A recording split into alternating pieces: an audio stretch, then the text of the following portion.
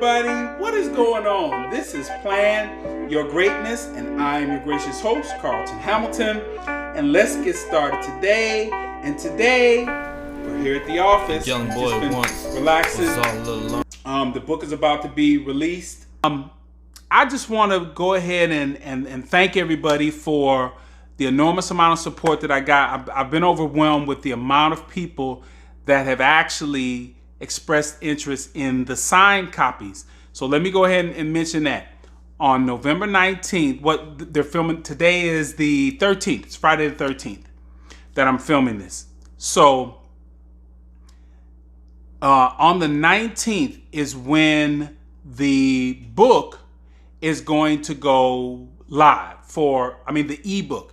You'll actually, if you can go on the Kindle and you can pre-order it. And on the 19th, it's going to be sent to your Kindle account. I know some of you are like, hey, I don't want to necessarily get a Kindle account, but you can get one for like 30 days or whatever. And I think you can download it. You can have it on your phone, and then you can look at it or whatever. I don't know how they do that stuff. But you can do it on the 19th, and you'll have it by the 19th. Now, somewhere around the 19th, I'm going to get a shipment of books. And once again, thank you, everybody, for expressing to me that you want a signed copy. So I actually appreciate it.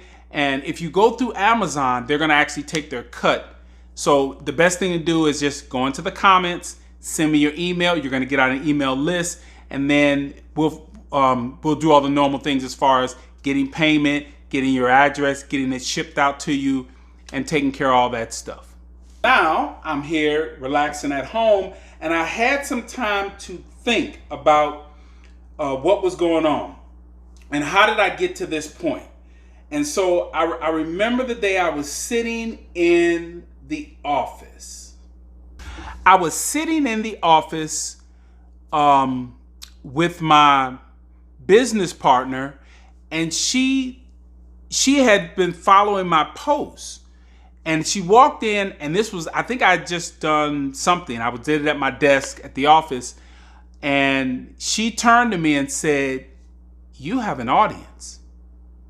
And I hadn't even given it much thought as far as that. But from that point on, I became very serious about posting things that had to do, because the book I was pretty much done with the book. I was just doing some editing. But what was happening in America was that things were changing. Trump had gotten into the White House, and there was some bunch of civil unrest, and all these things were going on. And so a lot of people asked me, they said, "Have you always been talking about these issues?" And I said, "Yeah, I've been doing it for 20, 25 years. So, almost half of my life that I've been talking as far as expressing my opinions about this. Is just that this platform has now become available, and then I just became very active on it. And because people were following me on that, it just lent itself to, as I started doing more lives, after I was working out, I was doing all kinds of other stuff. I was posting very provocative questions because I just wanted to kind of see what people were thinking, and just indirectly by doing that, it created an audience. And so a few months ago, when I knew the book was coming out, because my birthday was November 4th, I knew I wasn't going to hit that deadline, but I knew the book was going to be ready sometime after that. So a few months ago is where I started that whole process of where I started getting everybody wound up that, hey, November 19th, this book is coming out. November 19th is coming out. Hey, if you want the ebook, it's going to be ready for you. But if you really want the physical hard copy, that's going to be available a little bit later on. If you want a signed copy, definitely get in touch with me. So that's how that all came about. So as I was sitting here I was on my computer, and I was compiling all the names, the email addresses, and all the contacts that have either expressed an interest in the book, commented on something, on some sort of content that was related to the book, and all these names. And I actually had to even take a break. But what I'm getting at is there was so many names that I was looking, I was like, oh my goodness. And thinking about all the connections, not the connections, but just thinking about how I had created this channel. And I didn't create this channel that I was really trying to purposely do anything. My business partner, Adrian, had to remind me that, hey, you have created a channel. You have an actual following. Because before that, I was just thinking, hey, I'm just going to get this book published, and I'm going to figure out, my audience. But now I have gotten a following. People know who I am. People know my story. And so I indirectly created this interest in my story. As far as, I'm a professional baseball player. I got injured. I was on the cusp of I was a top prospect, and then I get injured. And so then that just kind of spirals everything out of control. I get released. And then from there, I don't know what I'm going to do. Working odd jobs, trying to go back to school. I end up just not handling it, and I'm going through depression. Depression leads to homelessness. Homelessness leads to an armed robbery. The armed robbery leads to prison. And so here I am now today, living in a nice home. I got a home office. I have a regular office, but I have a home office. And I'm just sitting over here just thinking, as I just think more and more about it, I just kind of shake my head. Not that I'm just like, I can't believe that I'm here, but I have to constantly reflect on, like, how did I get here?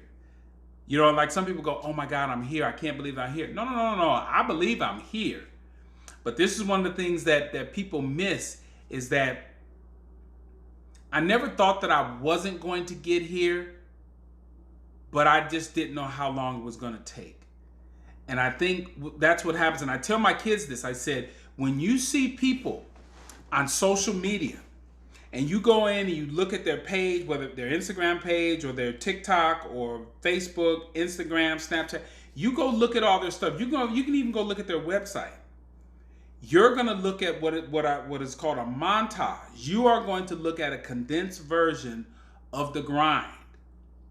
And you can't get discouraged by looking at what somebody did to get to where they are. All that means is, if they're a human being, you can get there too. So there's just me, here at my desk and looking at the computer and just looking at all the people that I created, the audience, looking at my story, just kind of reflecting back on that. And sometimes it becomes exhausting. But again, that's what I was just reminiscing about, how that journey began, and where I'm at in this point, how thankful I am. Again, I don't want to say I can't believe, but it's very humbling that people actually want to hear the story. But again, when I started writing this story, the intent was to share this story. Somebody asked me the question. They said, well, how were you able to put together the book? And I said, it was very simple. I said, I wanted to get something from writing a book, but I also knew that the laws of the universe don't operate in that way. I can't just get something without first giving something. So it took me years. It took me a decade to write that book, because there are certain things, certain stories I wanted to convey. I wanted people to get a good understanding of where I got my mindset that I have right now. It was shaped by some very specific instances of my life. And so I wanted to share those things. And in order for me to be compensated for my story, because I said, hey, I got a good story to sell and I got something to say. And I said, well, nobody's going to want to hear it if it's not in some sort of format that people can actually read it and follow it. And for those of you that say, I'm not the Kindle type of person, I'm not the hardback person, maybe if you can put that thing in an audio book, it's in the works. So that's the next project. And then I'll even tell you, the next project is the next thing that I see myself working on from the books. The next project is, okay, so we've got the ebook, we've got the paperback, maybe a hardback book that, that's a little more expensive, but I think that might even be a waste. But then the next thing is to get this on audiobook. there's also from the book, and I've said this before, that I was actually writing 3 books, which was based on my prison journal. I'm not sure exactly what title it's going to be. Maybe Expressions of a Witness, 1,241 Days of American Incarceration or something. There's 3 parts of it. So there's the beginning of my incarceration, there's the middle, and then there's the end of it. Those 3 books were written, and this book is what came out of it. And so I figured that that's my baby. That's the one that's actually telling the lessons and the life, what I learned and how I actually got to, being able to do the things that I do right now. But if you want to know the day-to-day stuff that went on, then you're gonna want to read those 3 journals, because I documented just about every single day. There's also another book that's going to come out of that, which was I actually was under investigation in the hole. And so I don't care where you are. If you got to spend any time under that sort of isolation, it was horrible. 32 days that I had to spend in the hole under the most intense scrutiny as far as everything. Every place you moved, you were shackled. If you ate a meal, you were shackled. You went to the shower, you were shackled. You went to go see somebody, you were shackled.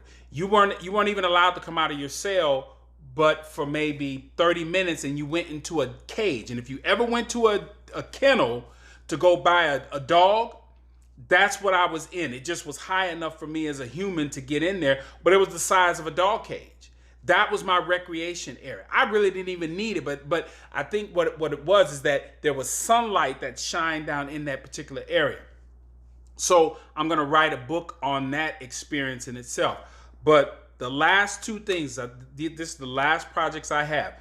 All of that stuff is going to come together where I'm going to be talking, I'm going to be speaking, I'm going to be touring. But from that, I also have a goal that I'm going to write a one-man Broadway show. And I actually want to do it on Broadway.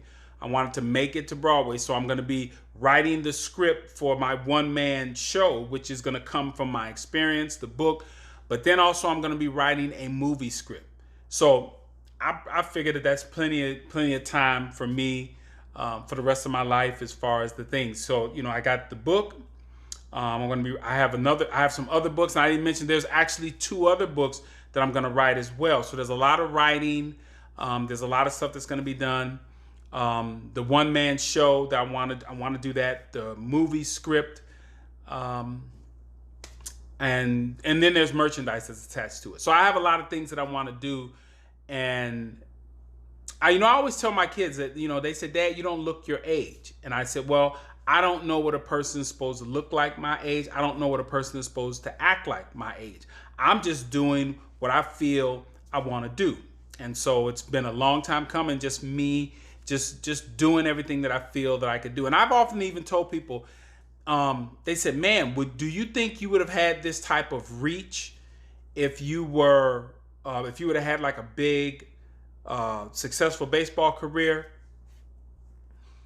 I'm not sure if I would have. I'm not sure if I would have had, a really good story to tell. Now you just, okay, I came from a troubled background and everything. The only thing that would have been missing out of that story would have been my prison experience. But there were so many things that I learned about having to go to that level of hitting rock bottom to where I'm at right now.